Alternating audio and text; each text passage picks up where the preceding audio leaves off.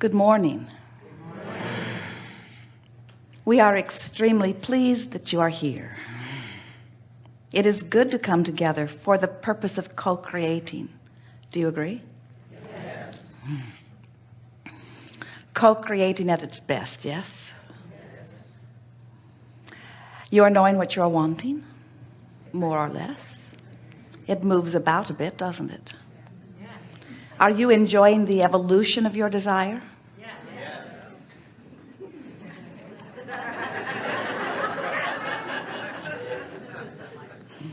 Why is it that we do not believe you? In other words, when you want something and you see a means to achieve it, then that desire is thrilling to you. But we've noticed when you want something, or even more when you have wanted it for a while and it has not yet shown its pretty face to you, and you can't figure out how it's going to come, those desires, you are not really so eager to say, yes, my desire is thrilling me. And then it always is fun for us to torture you further still when we say those unfulfilled desires are pleasing to you, because when you focus upon the fact that they have not yet come into manifestation, you feel the lack of them or the absence of them. When you want something and you can't see it in your life and you can't see any way of it coming into your life, that path has not shown up for you. To have someone say, and you like that, we know it's got to feel like we're mocking you. But the reason that we keep doing that to you is because we want for you something that we have come to understand long ago. And that is, when you understand that you're not ever going to get it done, and there are always going to be things that you have recently decided that you would like that have not yet found their way into your experience. And when you understand the laws of the universe, and when you understand that you are a vibrational emitter, and that the vibration that you radiate is responded to by law of attraction, and that you are in control not only of what comes to you, but when it comes to you. When you begin to understand these things, then you are free and loose and easy and happy and satisfied in that crack between having defined that you want something and having it come to you, because you then understand that life is about that becoming. Life is about that becoming. It is not about the manifestation having already been achieved. There will always be manifestations coming to you, but they are only the platform from which you will launch another and another and another and another. And if you're unhappy at all for any reason in the not yet fulfilled part of a desire, then you cannot ever really truly be happy, because there's always going to be something unfulfilled. You see that in yourself, and it's more easy to see with others when you see so much wonderful life that you are living, and yet you find yourself complaining about this last thing that you're really wanting. And people who are watching you sometimes, who cannot feel the contradiction in your vibration, which is responsible for your negative emotion, look at you and say, oh, you're just a selfish bugger. You never get enough. Your mother said that to you sometimes, didn't she? Is there no end to what you want? Are you never satisfied? As if the answer should be yes. And the answer should not be yes. Tell that to your mother as soon as you see her. No, mother, I am not satisfied. I will never be in a place where I will say, there, no more wanting for me.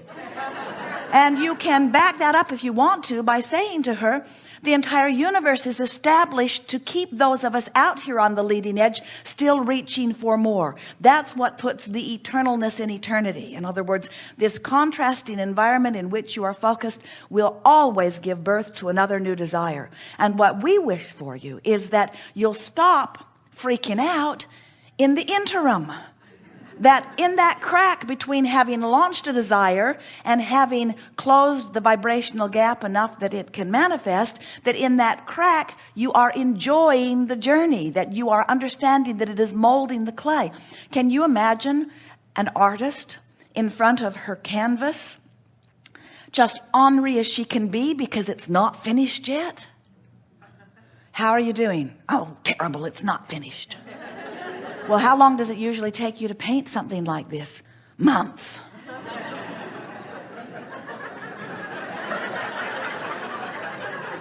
It's just miserable until I get it finished. Can you imagine yourselves on a vacation saying, I'm going to go to this city and this city and this city and this city and this city and this city, and then I'm going to come back home, and in your quest to accomplish the goal of vacation, you look at it objectively and you say, wait, I'm already home. Why go? Vacation achieved. I can check it off my things to do today list. No point in putting myself through all that trouble of going to all of those places when I'm just going to end up back home. And we say, how did you get so ended oriented? How did you get so I must have the manifestation? When did you lose your zest for the joy of the journey? We can tell you when you lost it. You lost it in the moment that you were focused upon something that you wanted from an attitude that you could not have it. You lost your zest for the joyous journey when the journey was one vibration and the drum you were beating was another, because that's a miserable state of being. We don't blame you for not wanting to shout yes at that, but that's not what we're asking you. We're not saying, friends, has contrast caused you to launch rockets of desire? And do you have a clear vision of what it is you want? And you say yes. And then the next question we never ask is, and are you constantly observing where you now stand in relationship to it and noting how far away your destination is? That's not what we're asking. We're saying, have you launched rockets of desire through the contrast that you're living? And you say, oh boy, have I.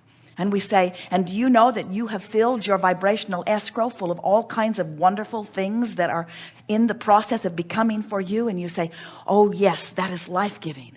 And then we say, and are you learning how to focus upon what is becoming? Are you making the best of things? Are you playing the positive what-if game? Are you looking for positive aspects? Are you notice the things that are working in your life? Are you filled with anticipation about that wonderful unfolding of this? And when the answer to those questions is yes, then you can, without any quibbling at all, you can say, I love my eternally incomplete self. I love my incomplete self because it is so fun to paint the picture. It is so fun to dream the dream. It is so fun to live the contrast and give birth to something and know I'm not there, me, vibrationally yet, but that the potential of it is alive and well. And it is so much fun then to do my work, which is to bring myself up to speed with what I've given birth to. And when I am believing my dream, I'm in joyful anticipation of it. And every piece of evidence that the universe gives me is thrilling to me because I know I'm on my path. We want to tell you this story from our point of view because we want you to understand who you are in the big picture as well as who you are in your picture. And in telling you this story, it is our desire that you will understand that it is all one in the same picture. And you are playing more parts in this picture than we think you have been understanding or giving yourself credit. So here is how it goes. You were, before you came into these magnificent bodies, non-physical energy, consciousness, God source, whatever you want to give the label, you are eternal consciousness. And from that non-physical point of view, you said, I want to go forth into the leading edge, time-space reality called planet Earth. And I want to enjoy the contrast, which I know will give birth to constant new desires and preferences for me. And I love the idea of doing that, you said. We remember, and we told you we would remind you. I know I will enjoy doing that because in the birthing of that desire, the natural processes of the universe will come to play. I'll give birth to it, and here's the part we think you have forgotten. I will give birth to it, and the non-physical part of me will immediately become vibrationally the new idea that my physical life has carved out for me. Did you get that? So in your physical body, you live experiences which cause you to prefer something beyond what you are right now living. Even the cell in your body is doing that. The one-celled organism is doing that. The genius human is doing that. The magnificent beasts are doing that. Your life causes you to prefer just beyond where you are currently living. It is the nature of expansion. So you give birth to this rocket of desire, and immediately source, the non-physical part of you, which is the larger part of you, immediately becomes completely one with that desire. So when we say to you that 99% and more of every creation is complete before you see the manifestation of it or the physical evidence of it, that's what we mean. In your idea of wanting more, source becomes it, and then source, blessed source, calls you toward it. So in your physical body, you now have the work of closing the gap between the contrast that made you want it. And think about it. You always know more clearly what you do want when you're living what you don't want. So you launch really good preferences. But then most of you, instead of then turning your undivided attention to this new preference and talking about what it is you want and why you want it and imagining it and filling it in with things you've lived like it and getting anticipation going about it, most of you instead keep pointing out that you're not there yet. I'm over here, you say. And it's almost as if you're trying to justify how much you want it by pointing out how much you don't have it.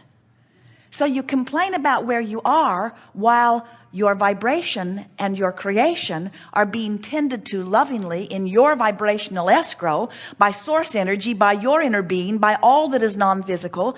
And that non-physical part of you is already living it, because the idea that you gave birth to is so understood vibrationally and so understood in terms of what is potential and what is possible, that source energy embraces it and becomes it instantaneously. And your work is to close that gap. Your work is now to bring yourself into vibrational alignment with that new image. Now, the reason that we speak it to you in such clear terms is because we are wanting you then to understand that Source, who has already become this idea that you have launched, is calling you toward it. The question that this seminar is approaching is, can you hear the call?